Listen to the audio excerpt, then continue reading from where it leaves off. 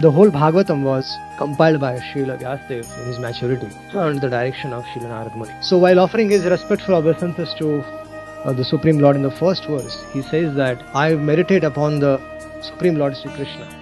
And then he says why? Why he meditates? Because he is the absolute truth. He is the causes of all the causes. Even Lord Brahma confirms this. Ishvara Parama Krishna Sachidananda Vigrahanadir Govinda Sarvakara Karana.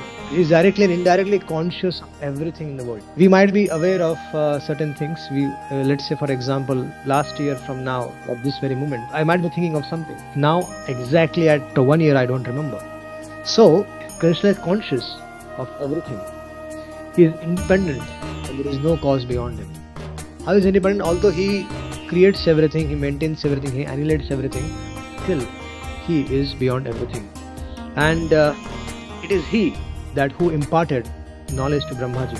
Tene Brahmaradayadi Kavaye Muyanti Yata Suraya. And he said that when Lord Brahmaji was doing tapasya, performing tapasya, at that time Lord Krishna himself revealed everything to him. He gave him darshan of the whole abode. At the same time, he revealed all the transcendental knowledge. He revealed Srimad Bhagavatam to Brahmaji in his heart. Great sages and the great demigods, they cannot understand the Supreme Lord. It's very, very difficult. Because the Lord's illusionary energy is so powerful that Indra, for him, Krishna takes various incarnations. Indrari Vyakulam Lokim Radayanti Yuge Yuge. He gets bewildered. He goes and welcomes Krishna in Kamsa's jail. Oh my Lord Krishna, please welcome, you have come here, you appeared here for us.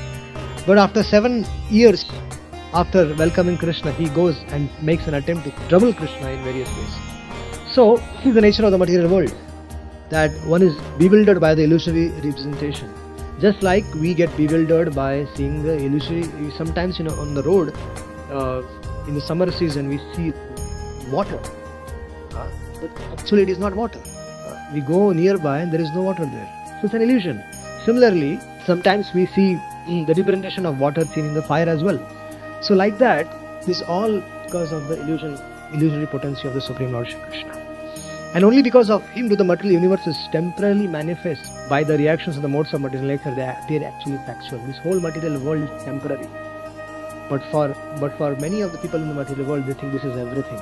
This is unreal. And therefore Vedavyas is saying, because of all these qualities, I wish to offer my respectful obeisances to the Lord Shri Krishna, Lord Vasudeva, again and again.